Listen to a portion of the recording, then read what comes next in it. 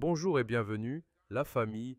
Dans cette petite vidéo, on va tous écouter Alhucen Makanera Kake, qui tient à répondre à l'éminent écrivain guinéen Tierno Monenembo, selon Makanera, face aux attaques de l'écrivain concernant l'ancien président guinéen Ahmed Sékou Touré.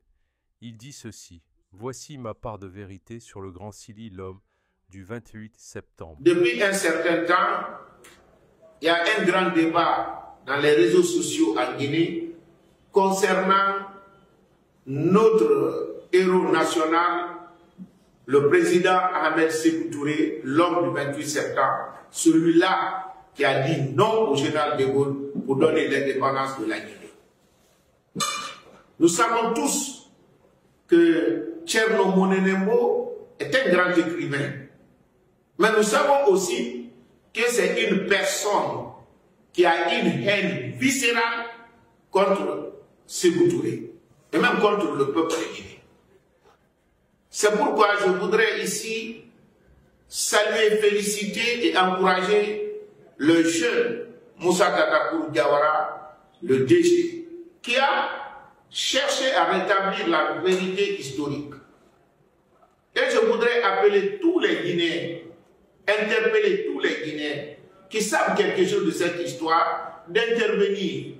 Car en laissant Tierno Monenembo seul, il va chauffer à blanc les jeunes générations. Il va les faire nourrir de la sève, de la haine contre leur patrie et contre le héros national Ahmed Sékou Touré. D'ailleurs, Tierno Monenembo ne peut pas être la personne la mieux indiquée pour juger Sékou Touré, parce qu'il s'est dit victime de la révolution, donc il est supposé être victime de la révolution. Mais je voudrais vous rappeler que tout ce qu'on dit là, Sékou Touré sanguinaire, Sékou Touré ceci, cela, tout se déroule entre 1969, 1970, 1973, 1974, 1975. Qu'est-ce qui s'est réellement passé? Pour vous qui me regardez, Sékou Touré a dit non au général de Gaulle pour que la Guinée soit indépendante. De Gaulle ne l'a pas toléré. Mais avant cela, Sékou Touré s'est battu pour la liberté de l'homme africain par rapport aux autres Guinéens d'abord, en luttant pour la suppression de la chefferie traditionnelle qui pesait plus lourd à cette époque que même le régime colonial. Donc pour ces deux raisons, l'homme à abattre, c'était Sékou Touré. C'est en ce moment que d'autres Guinéens vont s'aligner derrière l'impérialisme français et ses collaborateurs pour détruire la révolution guinéenne et détruire Ahmed Sékou Touré. En 1970, ils organisent un débarquement à Conakry. En quelques heures, il y a eu 300 paisibles citoyens guinéens ont été massacrés pendant le mois saint de Ramadan. Et comme Sékou Touré a dit, les Guinéens ont défendu la révolution et Dieu a sauvé la révolution. Tous les Guinéens, je dis tous les Guinéens, à l'unisson, dans les PRL, ont décidé que tous les collaborateurs, les mercenaires, soient exécutés.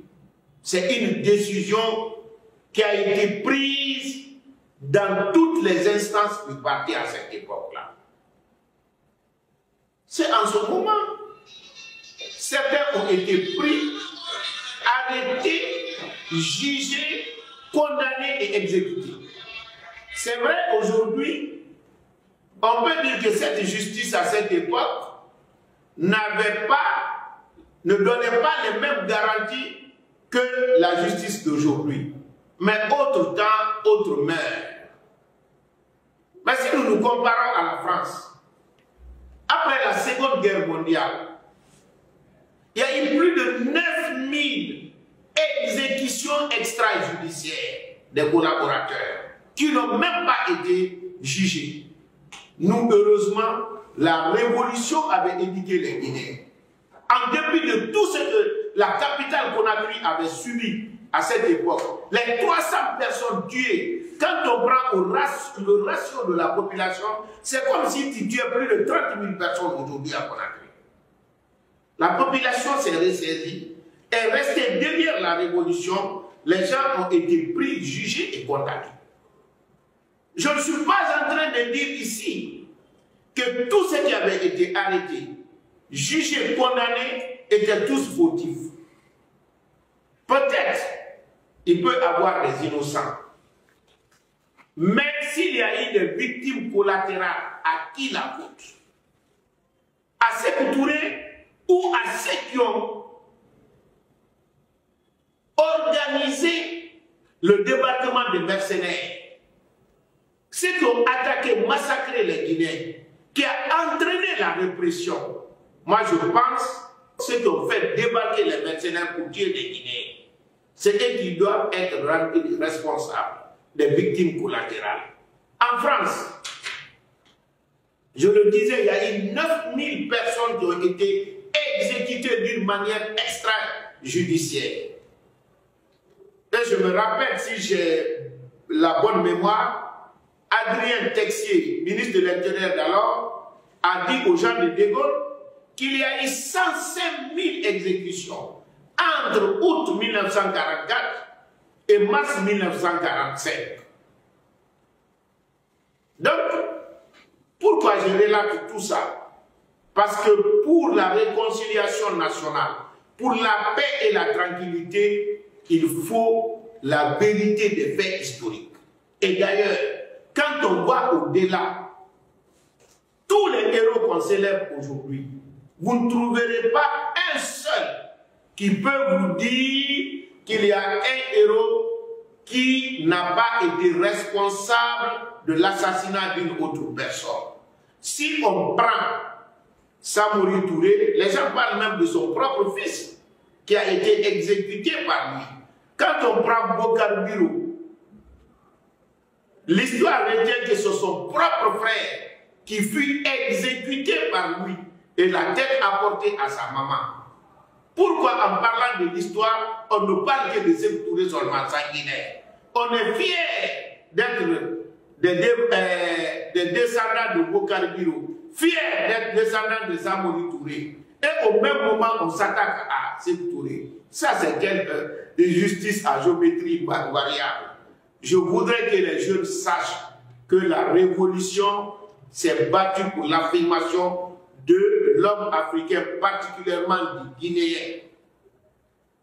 Et s'il y a eu des victimes, ce sont des victimes collatérales qui ne dépendaient pas forcément de la volonté de la révolution et de Ahmed Sékou Touré. D'ailleurs, vous remarquerez que certaines personnes pour lesquelles on est en train de se battre aujourd'hui, qui ont été victimes de la révolution, ils ont été tous associés à cette révolution et à même cette condamnation. Quand je prends M. Diallo Telly par exemple, de 1972, je crois jusqu'à 1976, il était ministre de la Justice. On ne peut pas mettre au compte de Sékou Touré tout ce qui s'est passé pendant cette période et on rend irresponsable son ministre de la Justice. Ça, c'est quelle façon de juger? Je voudrais que les jeunes soient très intelligents et qu'ils ne se laissent pas manipuler et instrumentaliser par des personnes qui ont la haine dans leur cœur,